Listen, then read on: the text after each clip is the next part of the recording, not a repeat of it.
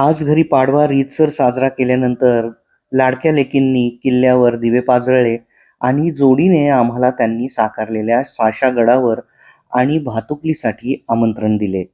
यंदा बे एरियामध्ये पावसाने दिवाळीच्या सुमारासच हजेरी लावल्याने अंगणात मातीचा किल्ला कॅन्सल करून यावर्षी पुन्हा पुठ्ठ्याचा वापर करीत किल्ला आम्ही सर्वांनी मिळून केला. आमच्याकडे क्राफ्ट स्किल्स जरा बेताचेच आहेत, त्यामुळे मातीचा किल्ला करणं खरंच जास्त सोपं आहे असं वाटलं. पण ठीक आहे, किल्ला करणे महत्त्वाचं होतं. आणि ते अगदी शांताराम बापू किंवा नितीन देसाईंच्या सेट इतके परफेक्ट नाही, पण परंपरेचा मान राहील इतका तरी छान केला मुलींनी. शिवसदरेचे दुमजली स्वरूप त्याला दिले आहे.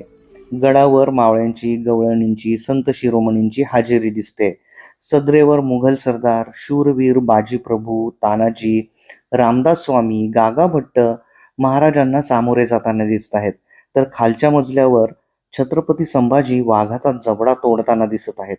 आपले छत्रपती राजे आणि महाराष्ट्राच्या दैदिप्यमान इतिहास आणि लोकपरंपरा, शिवकालीन आणि ग्रामीण जीवनशैलीची ओळख, त्या परंपरांचा, इतिहासाचा आदर्श किल्ल्याच्या माध्यमातून नवीन पिढीला घेता यावा, म्हणून ही लिटरली मराठी मातीतली सुंदर प्रथा आहे दिवाळीची. याशिवाय मुलांचे सांघिक कौशल्य, क्रिएटिव्ह थिंकिंग, प्रकल्प नियोजन आदी गुणांना सुद्धा प्रोत्साहन मिळू शकते. जय महाराष्ट्र, जय भवानी, जय शिवराय.